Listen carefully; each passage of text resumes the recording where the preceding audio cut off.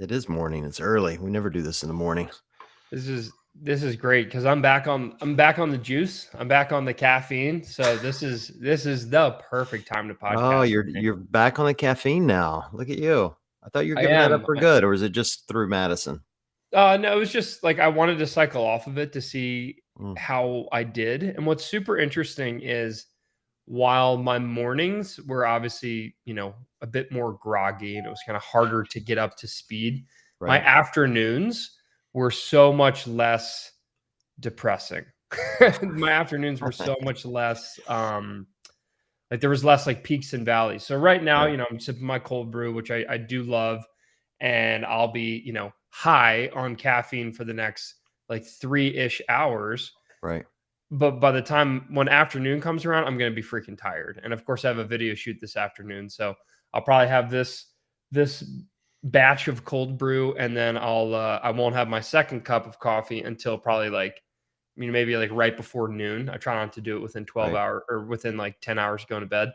Um, and that'll hopefully keep me energetic, but it's definitely a tool to use, but it definitely helps you notice big crashes. You'll when you're off caffeine and you kind of hit that withdrawal, it really sucks. So, What's the photo shoot today, or the video shoot? um, so obviously photo shoot is for my new program, Big Booty Ben. Nice. And That's a good one.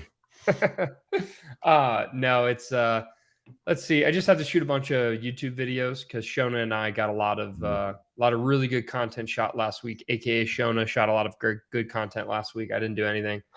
But I probably am going to be shooting a video from. I might actually do like a watch me teach myself double under crossovers because I haven't tried them. And I want to just like capture me learning them on film and just talk about like kind of my mental process.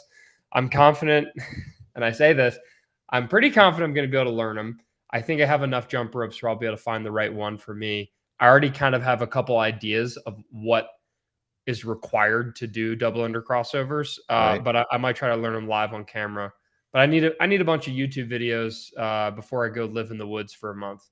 Here's something funny. I shared a story of our buddy Dave from RX Smart Gear. Who Love him. Yeah, who was on here, and he did a post on how to do double under crossovers, crossover double unders, whatever the hell they're called now. And it's like subscribe and you get the whole video, whatever. And somebody messaged me and they're like, "Oh, I prefer Ben. Ben will teach these better." And I'm like, "All right, first of all, and I quite literally said to him, like, look, I love Ben, but Dave invented the jump rope. All right, this is his only job. Like, this is his job." I'm like, trust me, Dave's forgotten more about jumping rope than Ben and I will ever know. You know, Yes, yes. it's so funny that you brought that up. I haven't It's attempted them yet. I worry that the first time I try them, I'm just going to rip the skin off the back of off my back. So I'm going to have to find my heavier rope. I have like one of those original Buddy Lee ropes, yeah. that have the nylon, the plastic cord that's a little heavier and doesn't hurt as bad. So if I ever Yep. get around to trying it, I'll do it on that. But I'm not using I'm my speed rope at all. based on what I see, it's going to be pretty gnarly when you trip. Like because you're really putting a lot of effort into that, and not only are you tripping, like I don't know, you're tripping and you're crossing at the same time. So I'm very excited to see how painful this is. I'm probably going to have a lot of good bloopers. So that's on the docket today, and I think I have a couple other things. And actually, Cal asks in the comments, do we think double under crossover will become a permanent part of most affiliate programming? I don't necessarily know if it'll be permanent. Um, but I do think similar to like the wall walk, they showed up in the open and it's like, oh, wow. Didn't see that one coming. And now it's shown up in a couple opens. I wouldn't be surprised if the crossover does show up again. I thought it was really interesting how they program single unders, double unders, and crossovers. It'll be interesting if they ever do triple unders. But it's too early to say whether it's going to be permanent, but I definitely don't think it's the last time we will see it. I don't think you'll ever see it in the open. I Yeah. mean, the open's designed to be accessible to everyone, and now especially, assuming they keep the format in the 6 and a 3-week format, I can't imagine that they would throw that in the open and just blow up a 3-week format by having thousands of people that can't do a single movement. Well, one thing that I really like in some open workouts, you know how they kind of make it tiered, where like the beginning is accessible movements, the middle is medium movements, and then the end is really hard movements. They do that a lot with like the barbell, where Right. the barbell get heavier, and it kind of builds a barrier to entry. I could certainly see them doing something like that. Yeah, maybe. It wouldn't shock me to see triple under show up at some point. They've been teasing that forever. I just think this crossover movement, if I had to guess, the way they've always done these things is they do it one year and then they bring it back the very next year to see how much people improved. You can think it was just a few years ago Like the that pegboard. no one considered a pegboard. And then all of a sudden it's popping up every year, and every year they tend to get better. And this year they made them do strict. Yeah, legless pegboard. Yeah, matter of fact, I was reading Vellner's post on that. He's like, well, I guess we'll see how these go, because it's not something he works on. Like nobody Well, works on them that way. well, I mean, here's a testament to CrossFit as like a sport, but also pushing the boundaries of human development. Is like, I assume a lot of people, and I know, John, you remember when pegboards were originally programmed, like almost no one could do them, especially in Right, the female division. It was just a disaster.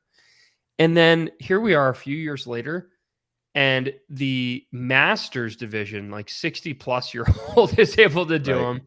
Or if we look at the games athletes, they're able to do them legless without any assist. Like, it's crazy what we are able as a sport and as like an right. athlete body, what we're able to respond to. Like, if the games came out and said, hey, we want someone to run a 4-minute mile and clean 400 in the same day, I wouldn't be surprised if if Right. like multiple people are going to be able to do that in the men's division. It's just crazy, like the limits of human performance that we're pushing. I was just thinking that we did 13.1 at the gym this week, and for those that don't remember, 13.1 is snatches and burpees. Hmm. And and at the end it's a 17-minute AMRAP technically, and when you get to the end you just do max reps until you're done, but the max reps were 210. 210 pounds for the men and 120 pounds for the women. God, I want to redo that workout this year. Woo! I don't want to redo it ever after doing it, but I was looking at those weights going, man, 120 pounds for the women now would be considered light, whereas in 2013 that was probably considered crazy heavy for a lot of people. And Mhm. now, the women are routinely snatching 200 pounds, or at least, the games athletes are, Yeah, so I remember, what was it, last year? I watched a 16-year-old snatch 210. yeah, yeah. It's crazy. So yeah, it is interesting 16-year-old that, female, by the way. Sorry. well, it's just interesting over time how, everyone continues to push. And it isn't just the teens, to your point, is, people my age that are just coming in and continuing to work and get better and practice. It's really interesting. Actually, it's funny. I have a question for you. Actually, I'm going to read it on the air. I had a follower that sent us an email, and then we'll get into our topics. But I think this kind of works. We're going to talk about plateaus today, and so this person messaged and said that she's a master's athlete, and she was trying to decide. And I got to find the email. Sorry, I'm not prepared for this at all. I'm an idiot, but she That's loves you, okay. Ben. She loves you, whatever Well, that's that's good. worth. That's what matters. That is what matters. Bridget is her name, and she listens to the podcast, and she's 61, been CrossFitting for 5 years. I'm just going to paraphrase this email for you. This was the first year she had all the skills and made it to quarterfinals. So nice Awesome. job, Bridget. That's awesome. But she wants to do better. And so here was her question, and I thought it was better suited for you than me. So she wanted to know, should she continue doing daily classes or get on a program like most of the really hardcore folks at the gym? So she's added accessory work for gymnastics and endurance, but she's trying to decide, should she like pay a coach to oversee it? Should she stick to the Mm, classes? Is there something, should she do one-on-one training? Like, it- yeah, if you've got it's somebody, Ben, that's going, all right, I made quarterfinals, but I want to improve, maybe make it to semis, and she's a yeah. master's athlete. This is right up our alley at Watt Prep, and we have a lot of case studies that have kind of answered this same question. So, interestingly enough, last night, the reason that we're doing this live podcast this morning is because last night I did an entire presentation. I did a live coaching call to hundreds of athletes about how to break through plateaus. And as you know, a lot of our athletes are masters athletes. So, Bridget, in your case, there's kind of a hierarchy that I would suggest. If you can afford a one-on-one coach, that is the best way to make the fastest progress, because they're going to write out a season for you to peak at the right time, which for you is not the open. It's actually going to be like the quarterfinals.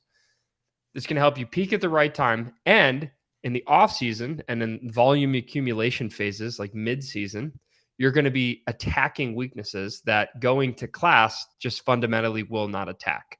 So, as an example, let's say you really need to work on your overhead pushing strength, like you suck at handstand push-ups and push press and things like that. That's like your main weakness, is that overhead strength. If you go to a traditional CrossFit gym, how many times a week are they programming strict presses, handstand push-ups, or push jerks, or push press? I mean, John, off the top of your head, how many times a week are you going to see like some sort of overhead strength development, like strict development? Well, we do it, once or twice a week probably, but it's, like we're programming for the masses. So to your point, it's Right. not individualized, Yep. like you get what you get. It's random. Yeah. It's random, which works great for fitness. GPP, general physical preparedness, constantly Right. varied functional movements performed at a high intensity is fantastic. But if you're doing this for a sport, you need to treat yourself like an athlete. Let's use LeBron James as an example here. Since John is from Ohio, And so from Cleveland. So and from LeBron's on. Cleveland. Yeah. So LeBron James does not do 5-on-5 scrimmages, doesn't play, against a bunch of NBA players 5-on-5 full blown games every single day the entire year. He has a very distinct offseason where he probably practices his jumper. He has a very distinct offseason where he probably tries to get stronger and build muscle. And then as he gets closer to the season, he starts toning that down and then focusing more on actually playing the game of basketball, right? And then during the season, it's full blown basketball. So that's what a lot of CrossFit athletes don't do. A lot of like amateur athletes, people who are trying to make it to the games for the first time, people who are trying to make it to quarterfinals, they just go in and they do class programming, which is just like an NBA player scrimmaging every day, right? They do pure Right. CrossFit. It's fun, but it's not necessarily going to help you achieve your goals. So let's loop back around, and I'm trying to answer this question as completely as possible, because I know she's not the only one here. If you can afford one-on-one coaching, that's the route to go. The only issue is you don't necessarily have a community. For me, I'm a very social exerciser, and I know a lot of people are. One-on-one can be a lonely road, but if you're someone who can put your head down and grind, then having a one-on-one coach is fantastic. And obviously, I would invite you, if you wanted to get a one-on-one coach. WOD Prep has a team of coaches that have sent people, masters athletes specifically like you, to the games. We'd love to have you. And I know there's a bunch of other great people out there programming. So secondarily, if one-on-one coaching is too expensive, expect to pay, close to $400 a month. If one-on-one coaching is too expensive, then secondarily, you could do something like small group coaching, which like a WOD Prep, we have WOD Prep Masters, or we're actually launching something this week called WOD Prep Pro, where it's basically you can decide what programming track you want to do. We actually have accessory tracks that you can follow, and then we have coaching to go with it. So it's like a very customized feeling program, but it's still written for, quote unquote, the masses. It's really written for a small group of athletes who are members. And what that does is that allows you can still focus on your weaknesses. So back to this overhead pressing stuff, like you can still focus on that within the confines of the group programming that we're writing. And then you can add on accessory programs. So you can add on a gymnastics track. You could add on a weightlifting track. And then you have this like semi-customized programming at a fraction of the cost. So I think this week we're launching it for like $29 a month rather than, $400 per month for individualized programming. And then what's cool about like this small group stuff, like WOD Prep Pro, is you also have access to like coaching and community. So you don't feel alone. You're doing workouts like you would at a normal gym, where you have like this community, this social pressure to perform, and then you actually get coaching. So you can submit a video and be like, "Why does my jerk suck?" And then one of our coaches will chime in and give you feedback on why your jerk sucks and how to improve. So that's the kind of stuff that I would say is like, if you're truly trying to make progress and achieve this this goal of making it to the next level or to be more competitive, you need to train like an athlete, which means having an actual season, a season that has an off season, a mid season, and a late season, which I actually have in my notes to talk about today. And then you need to make sure that you actually get coaching. You need someone that keeps you accountable to working on your weaknesses. And the bottom line is, if you're just going to a normal CrossFit gym, which I love normal CrossFit, that's what I do because I'm not trying to be a competitive athlete anymore. If you're just going to a normal CrossFit gym, you're probably not going to get that skills focus. You're not going to get that off season, and you're also not going to get that individualized coaching to keep you accountable to attack your weaknesses. So that's my Yeah, answer. I think for me too, if I'm speaking as a master's athlete here, if I were trying to get past quarterfinals, so like I'm going to try to make quarterfinals this year, but I have no desire to put in the work it takes to get past quarters. Like that's a hard road Yeah. to hoe. Yeah. So if I were going to do that, I think I'd have to um, be honest with myself and decide where my biggest weakness is and invest in that. So, and typically, the difference maker for people between quarters and semis is either going to be lifting or gymnastics, one or the other, or both. Could be both.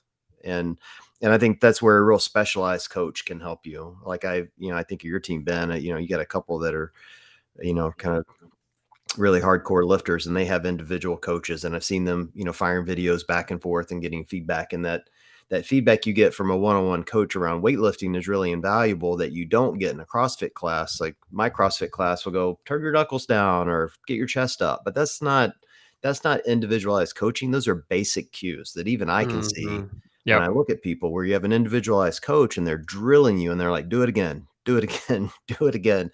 Like that's where you get the difference. And it's the same with gymnastics, like my coaches will say, pull your head through or, activate your lats or whatever Right. I'm not doing gymnastic wise, but they're not drilling it. It's again, just real basic cues. And I think having someone that can give you, kind of drill you through those movements and get you better at it is typically the difference maker for people.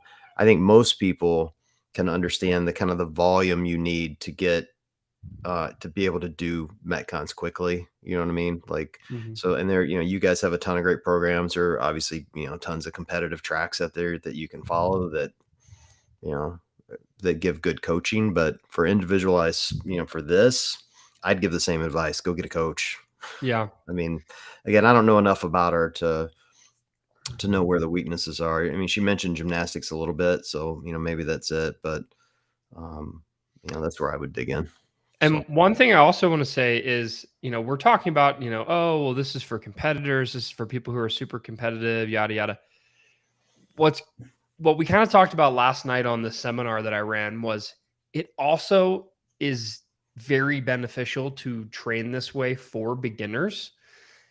Granted, beginners respond very well to traditional class programming. Like a beginner, if you go to the gym, just do CrossFit every single day, aka you have a little strength portion and then you do a metcon, you're going to get better just by natural exposure. However, if a beginner really wants to get better faster, if you treat your beginner mindset like this athlete season that I talked about, where you have these phases that you work through, you actually will see faster results.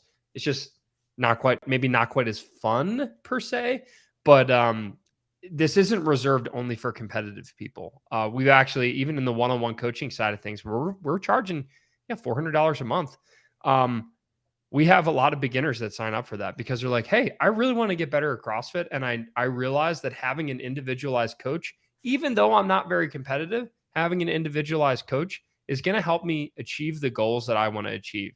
And like we've helped coach people through getting their first pull up and then getting their first body weight back squat, right? Like that's not going to qualify for you for anything, but right. for them, it's tremendously valuable because they're seeing progress that they weren't seeing just going to a traditional Well, class. let's be honest. If money's no object, there's a lot you can do, like, Oh yeah, yeah, yeah.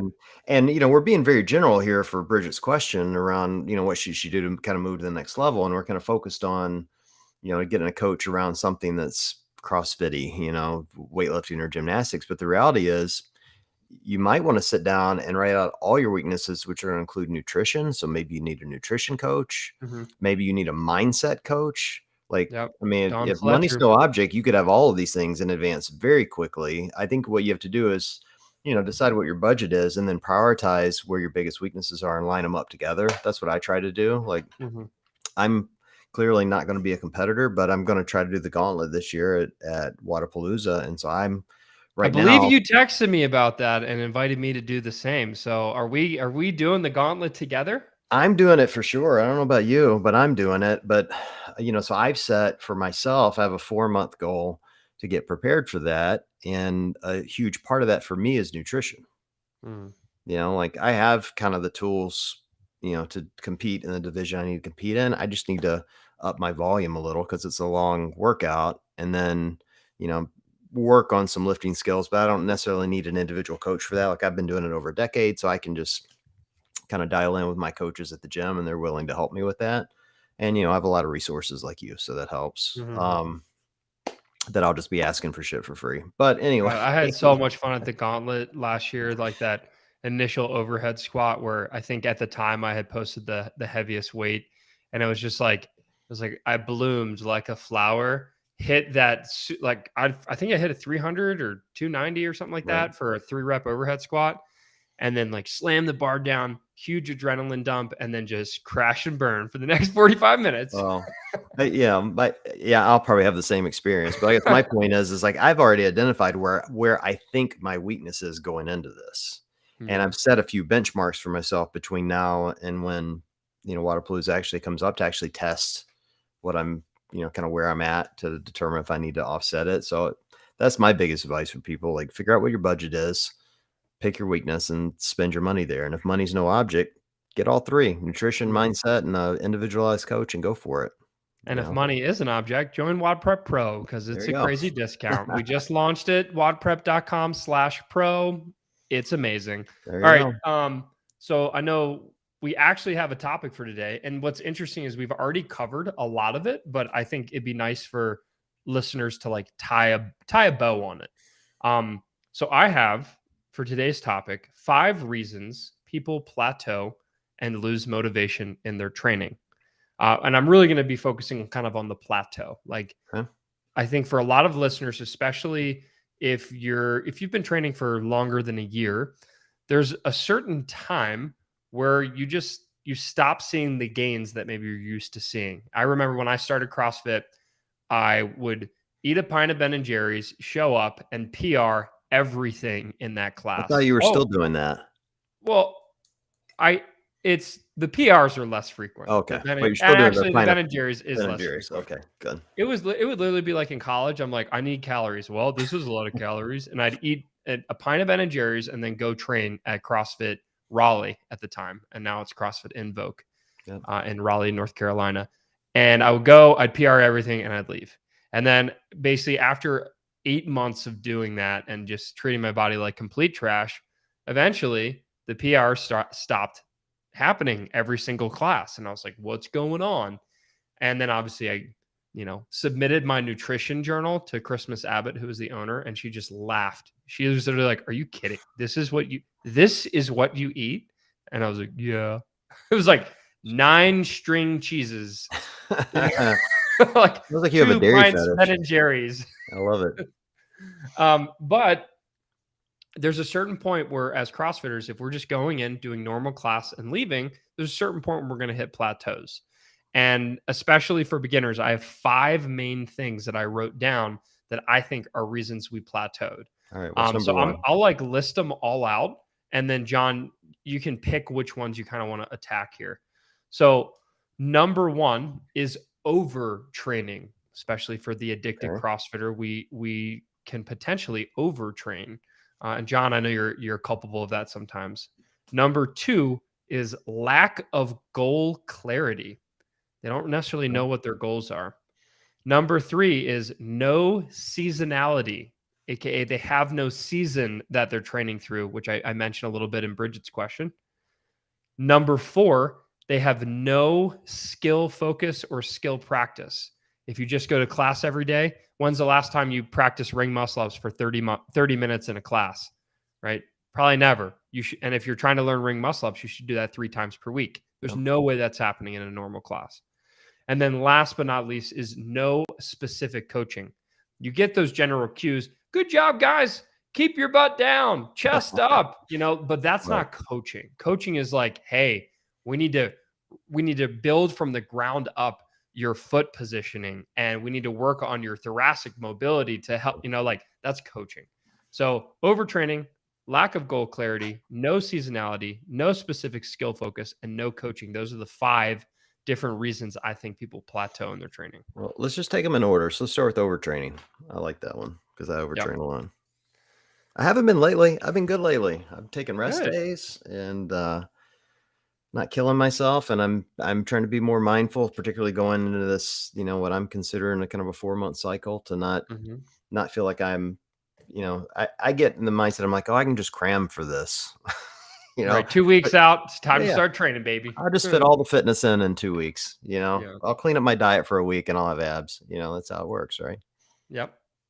Yeah. What I find with overtraining, especially for CrossFitters, is it there is an actual addiction. Like we have a dopamine release from CrossFit. There's that like the runner's high, so to speak. There's actual addictions to exercise, and I think it's a healthy addiction.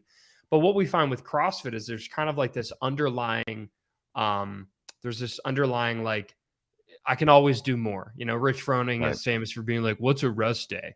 And that's right, great if you're a superhuman, but it's not great if you're a beginner trying to make progress. Because as we've talked about with Justine, Justine is the owner of Third Z. She, runs basically a recovery company.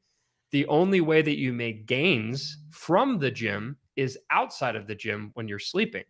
If you're always in the gym and always breaking down those muscles, you really actually don't have time to recover. So that's why recovery is such a major thing. And really, recovery doesn't mean foam rolling or doing long bike workouts. Like recovery means staying the hell out of the gym and sleeping, right? Like that's recovery. right. And I think because CrossFit gyms tend, especially bigger gyms, they have a workout every day. So if they have a workout every day, people with unlimited memberships are tempted to, well, I might as well just go in and see what it's like. I might as well Right, go in and hit this one. It's Sunday, but my friends are going, I'll go. right. Right. And it kind of becomes a trap. So I think overtraining for some of us is a big issue. It's really never been an issue for me. I am the king of rest days. And I know I joke about it all the time, and CJ, my head coach, yells at me all the time, like, "How can you not train and then still come in and do so well?" I really do think it's because, like, I come in, I hit it really hard, but then my body has a ton of time to recover. Like, you can ask Shona last week; she was in town. I sleep so freaking much, like I just sleep all the time, and I think that's a really big part of feeling really good and not being banged up.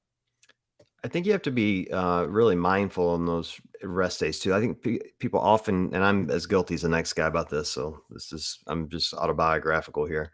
Like, all right, I'm going to take a rest day. And then your rest day becomes a cheat food day and a drinking day.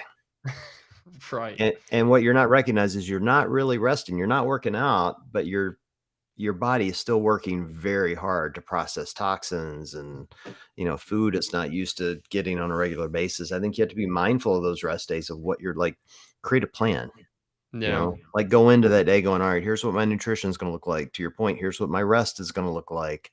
Like, here's what I want to accomplish. Like, I want to come out fresh, not reeking of vodka and regret. I think that's hard for people, because we often put these rest days on the weekends. You drop them on a Sunday as an example, and you're not at work, so you got a lot of free time, and you know, people are doing fun things. It's just like it's hard. So I think I think planning out your rest days is a really important thing for people. The other thing that I do that I've been doing, I've been using. I'm an Apple geek, and I use all their reminders for bedtime. Phone Mhm. goes off, like, at a certain time, my phone just turns off on its own. It goes into quiet mode. Um, you know, the screen temperature changes. So if I am using it, it looks different. Like, it tells me to go to bed, basically. And that helps me to like go, okay, I've got to have dedicated rest in this window of time, and it's made a big difference. It's not perfect, but it's certainly made a big difference in how quickly I recover and how I feel and how I can approach the next workout. Yeah. You know, so as long as we're talking about Thursday, we'll give them a little plug here. Hold on, save 25% on Thursday. By the way, use our code scales SCALEZZZ at Thirdzy.com, THIRDZY, and you'll get some great sleep. I used it last night, slept like a baby. It was Yep. amazing. I Yep. feel like every time I take that stuff, I feel like I should send Justine a message and tell her how good it is. Swear to Yep. God. Justine has a video of me. I thought it was really going to be really amazing, a cool hack to mix Thirdsy with like a fizzy water because I really like the LaCroix, the fizzy water. So I filmed it and sent it to her. I'm pretty sure they use it for an ad now. But basically, I took my scoop of Thirdsy, I mixed it with my grapefruit, LaCroix, and I poured it in. And I was like, all right, guys, this is gonna be so good. Just imagine how good it would taste. A little bit of fizz with it. Right? When I go to stir it, literally half a turn with the spoon, and it just explodes. That's amazing. It's like Do not Mentos, try. like Mentos and Coke. Yeah, it was literally exactly that. So That's the best. All right. Well, what was point number 2? point number 2 is lack of goal clarity. So this I also want to loop in with like program hopping. So I think that's a big issue. Is without clear goals and without like I want to train for this specific event or I want to improve on these 3 skills that I'm really lacking. What happens is people just kind of hop around all the time. They just do what feels good. They cherry pick workouts. They don't necessarily do what it takes to achieve a goal because they don't know what the goal is. And I think it's really, really important to have very clear goals because if you don't, you're just kind of going to be listless and go based on feel. So, and this is, I mean, for me, it happens a lot of times where I'm just like, just training and that workout looks boring. I'm not going. And that's because I didn't have any, like, if Right. I don't have a goal to train for, what's the point? Right. So, and I also would say like that also promotes program hopping. Like we've seen a lot of people, like even WOD prep athletes, where like they'll follow WOD prep or they'll be like they'll join WOD prep masters or like I know people are probably going to join WOD prep pro, but if they don't kind of commit to it and say like, no, I'm gonna focus on what this coach is programming for this track, and instead they're like, ooh, that looks shiny from comp train. Like, ooh, I'm gonna try Right. that games workout. And oh wow, I saw this on Instagram yesterday. I'm gonna do this. It's maybe fun and it scratches some cool itches, but it really just kind of keeps you listless and not focused on the goal. There's something about just like saying, nope, I'm going to work on this one thing and grinding on working for that thing and then achieving a result. That's something that having clear goals can really help with. Dude, I am so goal driven. That's what this whole Wadapalooza thing is. You want the real backstory? I just don't want to look like a fat ass in Miami. That's my goal. I swear to God, that was the goal. So Yeah. I have a nutrition coach, and I have an actual coach here in Cleveland, and I went to both of them, and I'm like, I want to look and feel great. So I'm setting a goal for myself to compete in the gauntlet because I know that's super hard, and I have to be fit to do that. And it'll give me something like a date. It gives me an end date that I know is Mhm. coming. Right. I also then immediately went out and bought my tickets. I bought my flight and my hotel. Knowing that, now that I've purchased, now that I've spent money, I'm not going to waste it, you Mm. know? So those are like kind of the first 2 goals. But the other thing I would add to yours for me is use your data. Like, don't go into this goal blind. Like we use Wodify at the gym, but I use that thing meticulously to figure out my lifts. It'll give you your percentage of every lift, your 1 rep max, Mhm. 50, 60, 65, 70, so on and so forth. Because what I don't want to do, like I was joking with one of my coaches yesterday, we were doing thrusters and we're doing sets of 10, 8, 6, 4, 2, and increasing weight. And he's like, how much are you going to do? I'm like, well, James, I've already looked at your weight, so I'm going to do 5 pounds more than you. And that's not a good way to work out. It just isn't. Like, it was a joke, but I didn't actually do that. I knew what my 1 rep max was, and so I was trying to build to a double that I thought would be, within a decent percentage of that, and so I would really advise people, don't set your goals versus what other people are doing. Like, use your own data and build progressively. For me, is the smartest way, and always has worked for me. And Mm, I'm 11 years in and still PRing. Like, I've yet to really hit a plateau. I have areas where I think you kind of ride waves of, you're a good runner for a while, and then you hit the winter, you're not running as much. So, your times maybe suffer a little bit. It comes back. I've yet to hit something where I thought, all right, I'm not improving, you know. yep, And I know that will happen eventually because I'm old as hell, but yep, not yep. there yet. All right. Third point. What's your third one? Third one. Third point was lack of seasonality. And we kind of touched on this. We alluded to it in answering Bridget's question. When you're an athlete and you're trying to do athletic things and achieve athletic goals, you have to train like an athlete. In the off season, you need to be, especially in this specific sport of CrossFit, in the off season, you need to be focusing on the big weaknesses. So if you have three huge weaknesses, imagine those are the big rocks. Does everyone hopefully know like the rock and sand and pebbles analogy? Like if I tried to fill a container and I have a bunch of rocks, a bunch of sand, and a bunch of pebbles. Obviously, the rocks are bigger, the pebbles are medium, and then the sand's small. If I put all the sand in first, and then the pebbles, and then the rocks, it's not going to fit, right? You're definitely not going to fill the container, and there's going to be air gaps, and there's no way you're getting all the rocks in. But if you add the rocks first, and then the pebbles, and then the sand, it all settles and it all fits. And that's what we need to do in our off season and mid season, meaning we make sure that every single week we're attacking the weaknesses that we've identified. And this is where, traditional programming does fall short. Again, I love the normal CrossFit model, but from an athletic perspective, let's say an NBA player has horrible free throws, right? Like I'm pretty confident Shaq did not use this method back in the day. But let's say an NBA player has terrible free throws. Everything else in their game is amazing, but they have horrible free throws. In the offseason, especially, they're going to be practicing maybe 100 free throws every single day. Rather than scrimmaging all the time and doing 5-on-5, they're going to be practicing those free throws. They're going to develop a free throw routine. They're going to figure out, what's the thought process they're going to go through, and they're going to practice. That's what we need to do in the off season. For a lot of people in functional fitness and CrossFit, the off season needs to have a very big strength bias and potentially a very big long monostructural bias. So we need to be building strength and also building that big engine. And then maybe we have specific strengths for specific skills. Let's say you can do a lot of things, but you just can't do ring muscle ups. Then you need to be focusing on strength development for ring muscle ups in the off season when you're 8 to 10 months out from, let's say, the open.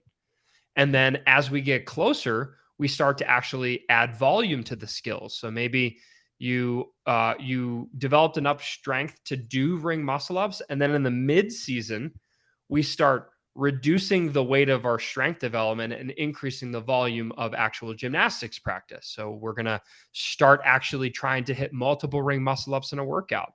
And then once we move into the later seasons, we actually start doing CrossFit workouts like WODs with ring muscle ups in them. And that's what a lot of people don't do. Their season looks like, how many times are ring muscle up program in a week? Maybe once every other week. Well, that's the only time they practice ring muscle ups, and they wonder why they don't get better at it. So that's the big one, is like having a set season where there's a dedicated off season to focusing on weaknesses, particularly strength weaknesses. And then there's this mid season where we that's like the volume accumulation phase. And then you have a late season. Late season is when we're actually doing CrossFit looking stuff. Right. And I'd say that's a huge one. And again, not most gyms aren't going to do this because it doesn't look like CrossFit in the off season. But if you're really trying to make a lot of progress, that's what we need. It's funny. I was talking to Rob Kearney about this. He's actually going to be on Kettlebells and Cocktails tonight, and he's the new strength coach for Hard Work Pays Off. and we were just talking about, their programming and how Matt is as a coach and all of that. And they were mentioning that now that the games are over, they're not going to let Mal O'Brien do a Metcon for months. Yep. Like not a one. They're just working on strength, deadlifts, squats, presses, snatch, like all And it's that's, gonna drive her crazy. yeah, they picked all the things that they think were, they figured out during the games. All right, here are her weaknesses. Here's what we're going to go work on, and they're just going to attack those things. Mhm. And as I was listening to it, I thought it's really interesting. Here this is someone who is exceptional at doing AMRAPs and things for time, and she's really fast and efficient. And they're not leaning into that at all. They just are like, all right, they know that's their strength. They can come back to that. It'll come back quickly. We've got to focus on the things that she needs. Yes. Um, and the only Yeah, thing I would add that's is, the sand in this analogy is the stuff you really enjoy right. doing, the Yeah, stuff yeah. you're really good at, and yeah, you pretty much don't add that until the end. Well, for me, that's how I figure out weaknesses. The universal truth for me is if I don't like to do it, it's a weakness. Yep. And I think that's true for most people. I don't Mhm. it's not universally true for people, but I think it's true for most. And for me, it's rope climbs. I hate those things. It's the one thing when it shows up on the board, I'm like, oh, I may not go in today. Interesting. you know? And I think a lot of people, if you want to identify a weakness you want to work on, that maybe is where to start. Just look at a week's worth of workouts and figure out which ones you wanted to cherry pick, and that's where you need to start. You know. Yep. All right. Absolutely. What's the next one? So the next one was no specific skill focus. Hmm. And this, it kind of goes hand in hand with the previous one of no seasonality, but no specific skill focus is again kind of honing back in on. I'm going to use ring muscle ups again as an example here. Let's say I'm trying to learn ring muscle ups. You've identified that that is one of the main goals that you need to achieve in order to have a better season and to be a better CrossFitter. That's the one movement you need to unlock. Well, if we just go to class and do normal class things, the frequency of ring muscle ups showing up in a programming is, I would say, it's probably less than once every other week. Like even the gyms that I've Oh, gone to here sure. in the Denver Yeah. area, like maybe once a month. And if that's the frequency that you're practicing ring muscle ups, guess what? It's going to take a really long time to learn ring muscle Right. ups, right? That it's like if you're trying to learn how to ride a bike and you only hopped on a bike once a month, it's going to take you potentially years to learn how to ride a bike. But if you hop on it 3 times a week for 15 minutes a session, it's going to happen a Right. lot more quickly. So that's where this number 4 is kind of where WOD Prep was born. I realize a lot of people go to normal class, but they had these specific goals that we'd never work on enough in class. And that's why in WOD Prep skill courses, like we have Muscle Up Madness was the first course I ever made way back in 2014 or 2015. And it's a program designed to teach you ring muscle ups in 15 to 20 minutes per session, 3 sessions per week, and you do it over 8 weeks.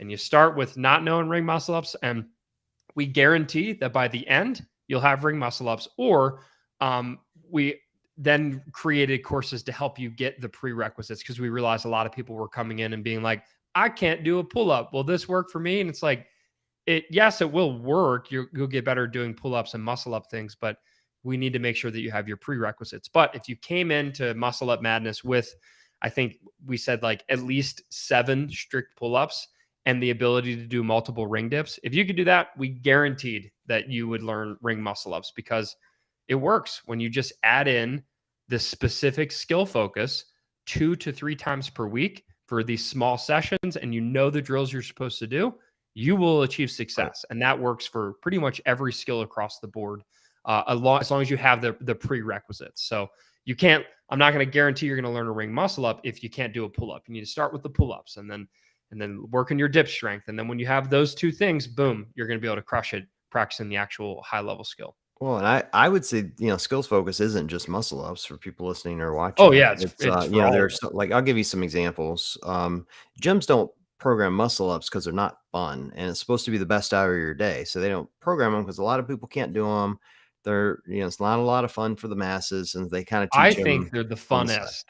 I think they can be, but I think they take a long time to learn. Yes. And what's not fun, and which is the point of this, is learning the progressions it takes to get there. Sure. Here's another example. So this week I told you we're doing 13.1.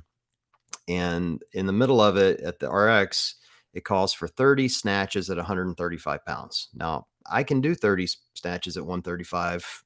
I'm not going to say no problem, but I can do it. Right. I mean, we just did Isabel, and I think I was in like 4 minutes and something. Actually, 3:45, if I remember right, which I thought was a decent time. Right. But I got into the middle of that workout and I was wildly inefficient. Mm. And that's the difference, I think, in skills practice of going, can you do it, but can you do it efficiently? And that's where you have to stop and say, all right, I need skills practice, because it isn't about getting the weight overhead. I mean, that's obviously considered a good rep, but there's a lot between coming off the floor and getting that bar overhead that you can fix and sculpt. So when you are doing it, it feels better. It's easier. You're less prone to injury, makes the rest of Yes. the workout better. So I think when you think of skills practice, it's bigger than going, well, just will I achieve the movement? Muscle ups is another one where I can do muscle ups, but I can't string them together. you Yes. know? And this is a great point too. You're talking about like being fresh versus fatigued. Right. Like imagine if the only time you're practicing, like, yes, you said you can do muscle ups, but if you're not practicing them fresh, then the muscle ups that you do fatigued in the middle of a Metcon. So, well, yeah, I did muscle ups last week after 120 double unders and a 7 mile run and snatches. It's like, oh my gosh, those muscle ups aren't practice. You're smoked. Right. So that's why I think it's really important. The specific skill practice needs to come Yep. when you're fresh, so you can work on the fundamentals completely fresh. And then also, yes, you do need to practice them fatigued. And I think that's a really important Yep. nuance there that you revealed. Look at me being all nuanced, Ben. It's impressive, isn't it? You're so distinguished. So distinguished. Such a distinguished gentleman. All right. So what's the next one? Which one are we on? 4? We on 4 That was already? 4. So the last one that I Oh, wrote wow. down, and this is probably one I'm the most passionate about, is coaching. Lack of coaching. So again, I keep saying this because I just don't ever want to be misconstrued here. Like, this isn't a knock on affiliate coaches. They're amazing. I used to be one. I love the coaches at the gyms that I go to, but the reality is they do not have time, energy, capacity, whatever, to coach you as an athlete on the intricacies of what you're trying to learn. And here's an example. John, you already talked about it. Let's say I'm coaching a class and I have 15 people in the class and we're doing 1 rep max power snatch. Okay. I'm going to drill everybody. I'm going to walk them through some version of a barbell warm up. And then, like, I'm going to let you snatch. And when I go around, I might get 30 seconds with each athlete. Maybe if it's an amazing coach, 30 seconds of individualized attention. But that's not that much. And I might only be able to help you fix one thing with your Right. setup. Maybe roll your knuckles down, or maybe, hey, let's get those feet a little bit wider. Or let's try to keep our chest higher during the first pull. But could you imagine actually getting like individualized in-depth coaching in a class? It would have to be a class of 3 people, right? So I think that's kind of like the main issue here is traditional CrossFit classes. Sure, you get coaching, you might get a slap on the butt. The unfortunate thing is there are a lot of gyms where it's like, all right, everybody, like, good job, like, Right. let's try to get under the bar faster or pull harder, right? So like these like Right. ridiculous fluff cues rather than actual legit coaching. And that's obviously like, that's again where WOD Prep comes in. Like, this is Yeah. another reason WOD Prep was born, is to help athletes get through these plateaus.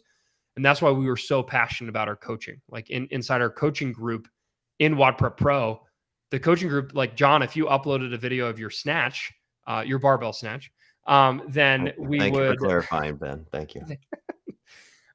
if you upload a video of your 1 rep max power snatch, Coach Kaylee or Coach CJ or Coach Savannah or one of our coaches will come in and watch your video and give you a detailed response on what you can do to fix it, and maybe some drills that you can use to hone in that thing that you need to fix. Right. It's not just like, keep your chest up, boom, on to the next one, right? So I think having specific coaching makes progress happen a lot more quickly. And that's I think a huge reason people plateau is because they don't have a professional coach to help them break through the specific things they're plateauing on.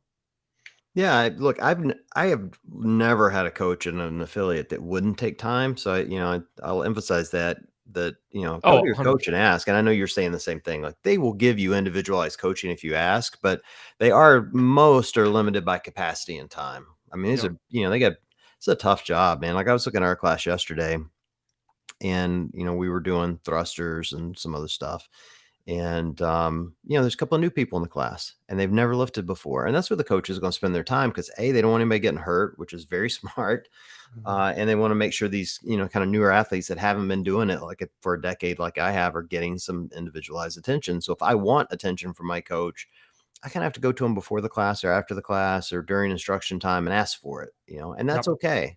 And if you're comfortable doing that, by all means, go do it. And you can find most anything out on the internet for free, and you can go look at it and kind of figure it out. But in your camp on this one, Ben. I think like a one-on-one coach that's going to look at your movement and go, fix this one thing first and take Yep. you through it's always about progression. And really in CrossFit, it's all about progression, particularly in lifting and gymnastics. What's the next step you have to learn? And that's the most unfun part of what we do. I hate it, to Yep. be honest. Whenever a coach goes grab a PVC pipe, I'm like, oh, Jesus, no. Like, I don't want a PVC pipe, because that means I'm going to have to, my chest is going to be in the right place. And, I can't lift my butt up too soon. And it's not as fun as actually lifting weight. Yep. Um, but you need I'm that. You need someone that's going to be able to do that and look to see where your feet are. Yes. And here's what's most important, why individualized coaching is really good. When I was in Utah, and Savannah was one of your coaches. Savannah was coaching me through snatching, and she made me move my feet out wider than I've been used to moving them, and it made a huge difference. And you gotta keep in Mhm. mind, like, that foot placement is individualized to the person because of your leg length and your arm length and your body type. So, like, where my feet are could be wildly different than where your feet are. We're different height. We have different leg lengths. Like, there's just a lot different about us. Yep. Um, and so I think that's where an individualized coach can really make specific changes to you that you're not going to get by just going and capturing some sort of online program without someone actually watching what you're doing. You know, Yep. not that Yep. those programs are bad; those work too. But I just really like the idea of an individualized coach to And break through plateaus.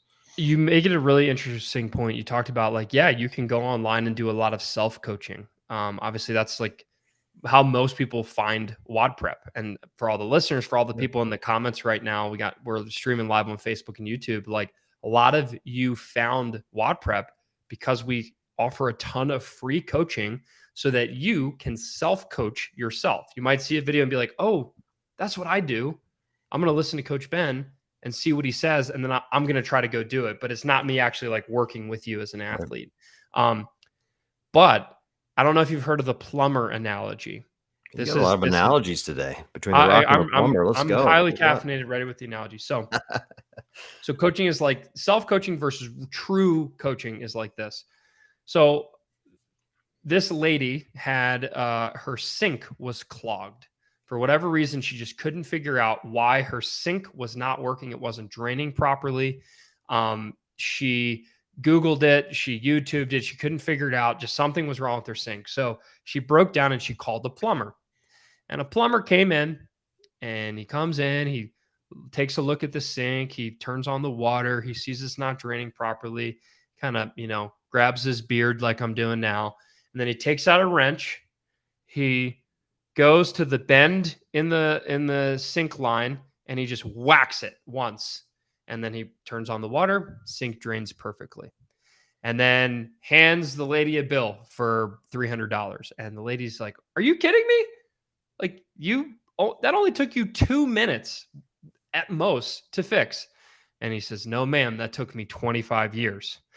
And that analogy talks about the experience that a professional coach brings to your game, right? If you might be snatching and, like you technically do a snatch, But until you have professional eyes to say, oh my God, yeah, look, their feet are in the wrong spot for their body type, or their grip is way too wide, and I can tell that's causing instability. Like, you'll never know that about yourself without a professional coach a lot of times coming in and being like, whack, just taking that Right. hammer or taking that wrench and just whacking it once, and then boom, all the dominoes start falling. And that's what I noticed a lot of times. Like even at the games, you weren't there for this workout, but like I had head of marketing. Her name's Charlie. She's from the UK. She's been doing CrossFit. She's a ridiculously strong weightlifter and great CrossFitter, but she can't do a strict ring muscle up. I asked her how many strict pull-ups she could do. I asked her how many dips she could do, and I said, "Give me 2 minutes." And then sure enough, we literally have a video of me teaching her how to do her first strict ring muscle up in under 2 minutes. And she did it, and she's just kind of like, you can tell she does it, and she's like in shock. She's like, "How the heck did you do that?" And it's just because I knew that she probably wasn't false gripping enough and her transition wasn't aggressive enough. We fixed those two things. Voila, it worked. So that's where having actual coaching comes into play. So that's it. That's my analogy. What would you think about a permanent segment on the show called Parables with Ben? Oh, dude, I'm all about Are analogies. you? I'm in. You got to come to every podcast moving story with a little plumber story like that. I think it'd be Oh, perfect. that would, yes. I got all kinds of analogies that I've read in books that will steal as my own. We'll create by the end of the year. We'll have an A entire. We'll book. just put together a whole clip of nothing but parables. It'll be Yeah. And perfect. actually, hold on. Next time I'm gonna add sound effects. So here's the wrench. That's Oh, it. That's damn. all. That's all it was. This is like a high tech production we have going on today. I like this. This is good. Yes. Yeah. This is good. I like your tips. This is good. This is a good one today. Yeah. I think this is one of our better episodes Yeah. because we had structure and there was a lot of really good advice given out. Just pat ourselves on the back. It's going to be Yeah. great.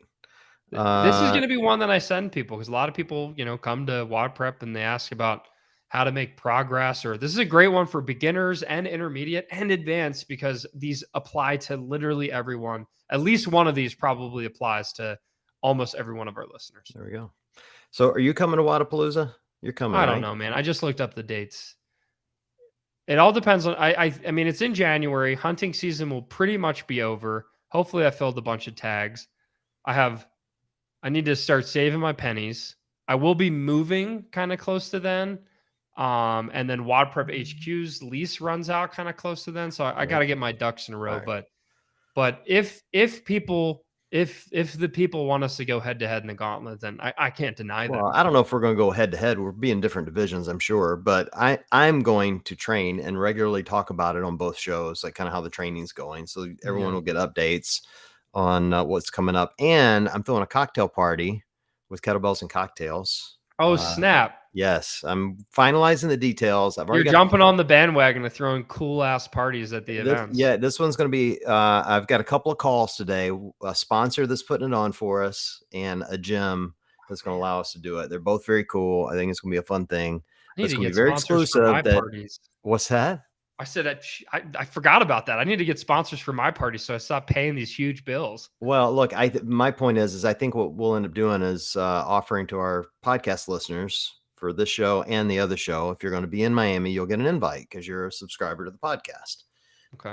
Because as long as I get invited, I want to keep it moderately exclusive. We're not just going to open it to the masses in Miami. Maybe we will. Yeah, we'll see. Right. We'll it's see. not like the WOD Prep parties where literally anyone is invited. That was fun. That was a fun party. We had a good time. I'm just now sober. I'm swear to God. My liver's finally in full recovery mode. Here I was thinking that we handed out all 200 drink tickets to 200 different people, but I think 80 of them were claimed by John Woolley. Yeah, you're like, no, it's just John getting drinks. No, to be fair, you were giving free drinks to other people, and they would go, "Oh, I haven't met you. Let me buy you a drink." And I'm a nice dude, so I'd be like, "Sure, buy me a drink." Next thing I know, I'm just plowed. It was fun. It was a good time. Really good time. Good time. But yeah, no, I think that's awesome. I would. While I probably won't take the same approach, like I'm not going to train for Wadapalooza necessarily, because for me, my focus really is going to be hunting season in September, and then there's going to be a large recovery period on the back of that, and things like that, and then snowboard season. But it would still give me a reason to keep showing up and doing CrossFit because I want to make sure my skills stay in tune. So that'd be fun. Yeah, you gotta be ready to go, dude. Give you a chance to finally beat me in a workout. Be good. We'll see. I doubt it.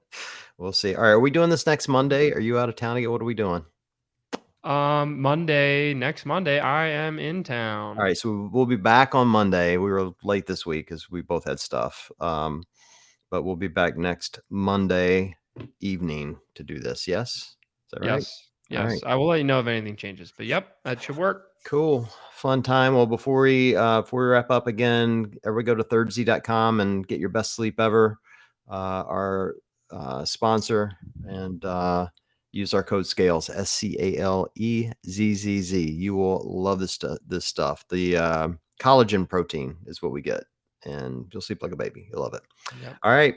Thanks, everyone. We appreciate you guys joining, and we will chat with you guys next week. Oh, really quick before you click the off button, we never asked for this, but I listened to a podcast the other day and they did.